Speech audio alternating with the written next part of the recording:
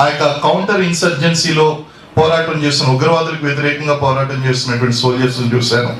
అలాగే బార్డర్ నుంచి బుల్లెట్లు వస్తున్నా సరే లెక్క చేయకుండా కౌంటర్ ఫైర్ ఇస్తూ ఫైర్ చేస్తున్నటువంటి ఆ సోల్జర్స్ చూశానండి.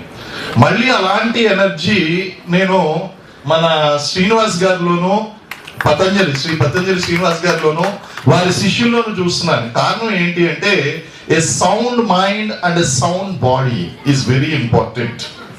మనం బార్డర్లో పోరాడుతున్నటువంటి సైన్యం ఎంత ఇంపార్టెంటో, మన దేశాన్ని కాపాడడానికి సైన్యం ఉందండి. కానీ మనల్ని మనం కాపాడుకోవడానికి ఈరోజు 140 కోట్ల జనాభా ఉన్నటువంటి ఈ భారతదేశం మానవ వనరులుగా మారవలసినటువంటి అవసరం ఉందండి.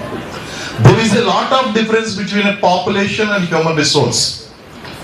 పాపులేషన్ ఉండడం గొప్ప కాదు, కానీ ఆ పాపులేషన్ ని మనం హ్యూమన్ రిసోర్స్ గా కన్వర్ట్ చేయగలిగినప్పుడు అన్ని రంగాల్లోనూ కూడా ముందుకు వెళ్తున్నటువంటి భారతదేశం ఈ రోజు అనేక సమస్యలను ఎదుర్కొంటుందండి.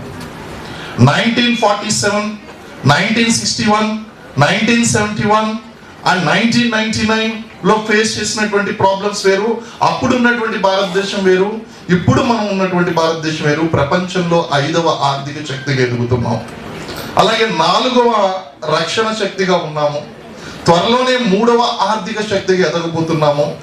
ఇలాంటి భారతదేశానికి రకరకాలైనటువంటి సమస్యలు ఉన్నాయండి. కేవలం ఒక పాకిస్తాన్ నుంచే కాదు, మనం ఇంటర్నల్ గా కూడా ఉగ్రవాద సమస్యలు ఉన్నాయి. అలాగే మనం వెస్టర్నైజేషన్, మోడర్నైజేషన్, ఇలాంటి కల్చరలైజేషన్ లో కొట్టుకుపోతున్నటువంటి ప్రస్తుత సమయంలో మన యువతంతా కూడా ఈ హ్యూమన్ రిసోర్స్ గా మారవలసినటువంటి యువతంతా కూడా వాళ్ళ ఎనర్జీస్ వేస్ట్ అవుతున్నాయండి. ఇక్కడ మనకు కావాల్సింది ఈ ప్రజెంట్ కండిషన్స్ లో అనేక రకాలైనటువంటి మానసిక సమస్యలు, భౌతిక సమస్యలు ఎక్కువవుతున్నాయి. వీటిని అధిగమించాలి అంటే ఖచ్చితంగా మనకు కావాల్సింది ఒక disciplined way of life, that is yoga. Yoga అనేటువంటిది కేవలం ఒక ఫిజికల్ ట్రైనింగ్ మాత్రమే కాదండి, అది ఒక యోగం.